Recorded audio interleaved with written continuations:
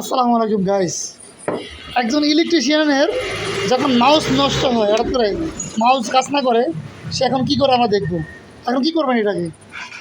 এটাকে এখন ব্যাটারি দেখো, ব্যাটারি চার্জ আছে এটা ব্যাটারি কিনে নিতে হয় না, চেক দিই যে মাউস খারাপ মানে কিনা। হ্যাঁ, আমার মাউস ব্যাটারিটা ভালো কিনা দেখবেন।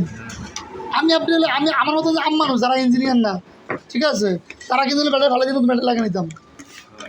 ঠিক আছে, এখন আপনি চেক দিবেন চেক দিব ব্যাটারিটা। ব্যাটারিটা ভালো কিনা, চার্জ আছে কিনা। হ্যাঁ রে পাবলিক, এই জন্য কোনো কিছুর এই সামান্য একটা ব্যাটারি আমার কাছে বিস্তার হইল না। আপনি আরও শেষ করে দেখবেন চালবেন। হ্যাঁ।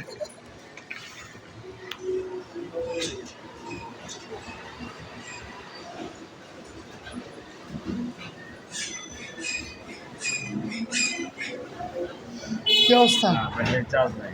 ব্যাটারি চার্জ নাই, ব্যাটারি কিনতে হবে এই তো। আপনি কি ব্যাটারি চার্জ দিতে পারেন না? এটা তো রিচার্জেবল ইয়া। না, এই ব্যাটারি চার্জ দেওয়া যায় না। এটা নন রিচার্জেবল। ব্যাটারি ভালো দিতে হবে। মানে আমার মতন মানুষ যারা যারা ইলেকট্রিশিয়ান না, ইঞ্জিনিয়ার না, তারা কিনতে পারলে কী করতো?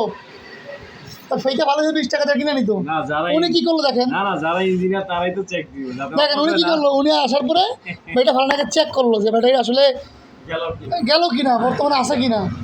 ঠিক আছে, চেক তারপরে কিনবো। ইঞ্জিনিয়ারের এরকম যদি হয়, না, এটা হচ্ছে ইঞ্জিনিয়ারের বৈশিষ্ট্য।